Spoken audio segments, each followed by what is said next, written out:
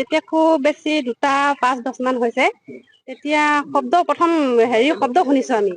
ভাবিছো ওচৰত কোনোবা বম চম ফুটাই আছে নেকি, নে মাল চাল খাই পেলাই বম চম ফুটাই আছে তেনেকে বুলি ভাবিছো। তাৰ পিছত লগে লগে শুনিছো আৰু এটা শব্দ। শুনাৰ লগে লগে মানুহজনে ভয়ত কৈছে কিহৰ শব্দ এইটো।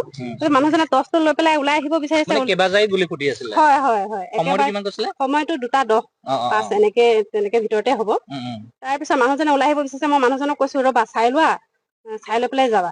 মানুহজনে আহি আধা ৰাস্তা পালেহি, আহি পেলাই কৈছে কিবা এইটোতো নহয়, পুলিচৰ মাত শুনিছো, নিশ্চয় পুলিচ আহিছে, কি আছে জানো গম নাপাও। তেতিয়া মই মানুহজনক কৈছো তুমি ঘৰলৈ গুচি আহা। তেতিয়া আকৌ লগে লগে আকৌ 3-4 মান আকৌ শব্দ শুনিছো আৰু। শব্দ শুনি যোৱাৰ লগে লগে আমি ভয় খাইছো, ছোৱালী দুজনীও ভয় খাইছে।